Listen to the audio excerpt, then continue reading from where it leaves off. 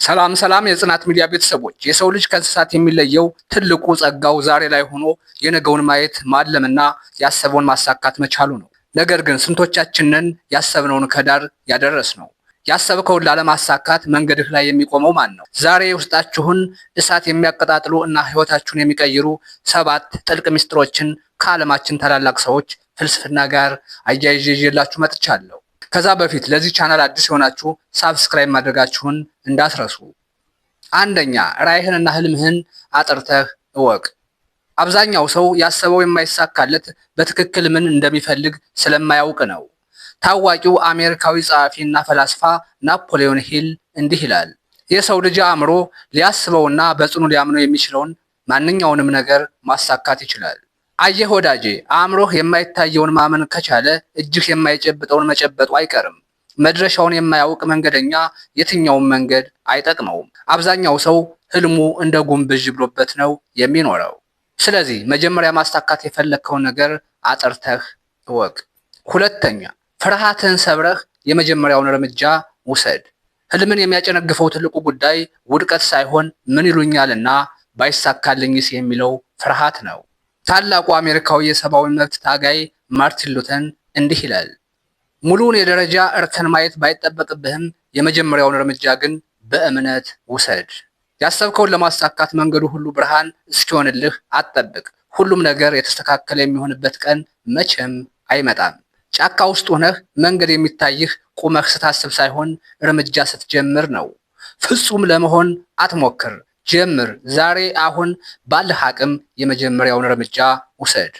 ሶስተኛ፣ ውድቀትን እንደ ምርጥ መምህር ተቀበለው። መንገድ ስትጀምር መውደቅህ አይቀርም፣ ግን መውደቅ መጨረሻ አይደለም። ታላቁ እንግሊዛዊ የጦር መሪ ዊንስተን ቸርችል እንዲህ ይላል፣ ስኬት ማለት የውስጥ ጉጉትና ወኔን ሳያጡ ከአንዱ ውድቀት ወደ ሌላው ውድቀት መጓዝ መቻል ነው። ውድቀት ማለት የህይወት ትምህርት ቤት የክፍያ ዋጋ ነው። ማህበረሰባችን መውደቅን እንደ ነውር ያየዋል። ነገር ግን ስትወድቅ አታልቅስ። የውድቀት ጠባሳዎችህ የጀግንነትህ ሜዳሊያዎች ናቸው። ውድቀት አላስፈላጊ የሆነውን ትዕቢትህን ገፎ የት ጋር ማስተካከል እንዳለብህ እውነተኛውን መንገድ ያሳይሃል። አራተኛ፣ ጽናትንና ቀጣይነትን ገንዘብህ አድርግ። ያሰብከውን ለማሳካት በአንድ ቀን ቱግ ማለት ሳይሆን ሁሌም መትጋት ያስፈልጋል። ታዋቂው ግሪካዊ ፈላስፋ አርስቶትል እንዲህ ይላል፣ እኛ ማለት ደጋግመን የምንሰራው ነገር ነን። ስለዚህ የላቀ ስኬት ማለት አንድ ጊዜ የሚደረግ ድርጊት ሳይሆን የዘወትር ልማድ ነው። ሞራልና መነሳሳት ስራ ያስጀምርሃል፣ ነገር ግን ከዳር የሚያደርስህ ዲሲፕሊንና ጽናት ነው። ስሜትህ ጥሩ ባልሆነ ቀን፣ ደክሞህ አልጋ በጠራህ ቀን ስሜትህን አሸንፈህ ስራህን መስራት ስትችል ያኔ ከ99% የዓለም ህዝብ ተለይተህ የድል አክሊል ትደፋለህ። አምስተኛ፣ የሰዎችን ጫጫታ አትስማ። ዘመኑ የጩኸት ነው። ያሰብከውን እንዳታሳካ የሚጎትቱ ሰዎች ሞልተዋል። የአፕል መስራች የሆነው አሜሪካዊ ስቲቭ ጆብስ እንዲህ ይላል፣ ትኩረት መሰብሰብ ማለት ትኩረት ለሚሹ 100 ሌሎች አጓጊዎች ሐሳቦች አይ ማለት መቻል ነው።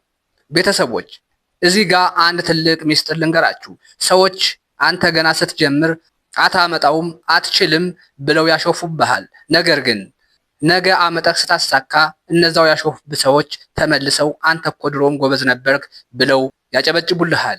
አያችሁ አይደል? የሰዎች ትችትም ሆነ ሙገሳ ውሸት ነው። ስለዚህ ጊዜን ለሚሰርቁ ሰዎች በድፍረት አይበላቸው። ጆሮህን ድፈንና ስራህን ብቻ ስራ። ስድስተኛ፣ አእምሮህን አሸንፈው። ትልቁ ጦርነት ያለው አደባባይ ላይ ሳይሆን አእምሮህ ውስጥ ነው። ታዋቂው የመኪና ኢንዱስትሪ አባት ሄነሪ ፎርድ እንዲህ ይላል፣ አንድ ነገር እችላለሁ ብለህ ብታስብም ወይም ደግሞ አልችልም ብለህ ብታስብም በሁለቱ መንገድ አንተ ትክክል ነህ። ያሰብከውን እንዳታሳካ የሚከለክልህ ትልቁ ጠላትህ የውጭ ሰው አይደለም። አንተ አትችልም የሚልህ የራስህ የውስጥ ድምፅ ነው። አሸናፊነት የሚጀምረው ከውስጥ ነው። አንተ በራስህ አቅም ካላመንክ ዓለም ለምን ያምንብሃል? ራስህን እንደ ንጉሥ እይ፣ ያኔ ዓለምም የንጉሥ ክብር ይሰጥሃል። ሰባተኛውና የመጨረሻው፣ ትዕግስተኛ ሁን። ለጊዜ ጊዜ ስጠው። ያሰብከው ነገር ዛሬውኑ ካልተሳካ ብለህ አትዘን። ጊዜ ሁሉ ነገር ፈዋሽ ዳኛ ነው። ታላቁ የሩሲያ ጸሐፊና ፈላስፋ ሊዮ ቶልስቶይ እንዲህ ይላል፣ ከጦረኞች ሁሉ እጅግ በጣም ኃያላንና አሸናፊ የሆኑት ሁለቱ ጦረኞች ትዕግስትና ጊዜ ናቸው። ዛሬ የተከልከው ዘር ነገ ዛፍ ሆኖ ፍሬ አይሰጥም። ለማደግ ጊዜ ይፈልጋል። ስኬት ትዕግስት ይጠይቃል። ለምሳሌ አዲስ ዩቲዩብ ጀምረህ አሊያም አዲስ ቢዝነስ ከፍተህ ዛሬ ማንም ባያይልህ አትዘን። ማልቀስህን ትተህ የነገውን ስራህን ስራ። ያሰብከው ቦታ ላይ እንደምትደርስ እምነት ይኑርህ። በጽናት ከቀጠልክ ጊዜው ሲደርስ ማንም ሊያስቆምህ አይችልም። እንግዲህ የጽናት ሚዲያ ቤተሰቦች ያሰብነውን ለማሳካት መንገዱ ይሄው ነው። ህልምህን አጥራ፣ እርምጃ ጀምር፣ የሰውን ጫጫታ አትስማ፣ ጽናትን ገንዘብ አድርግ። እስኪ እናንተስ ያሰባችሁት ትልቅ ህልም ምንድን ነው?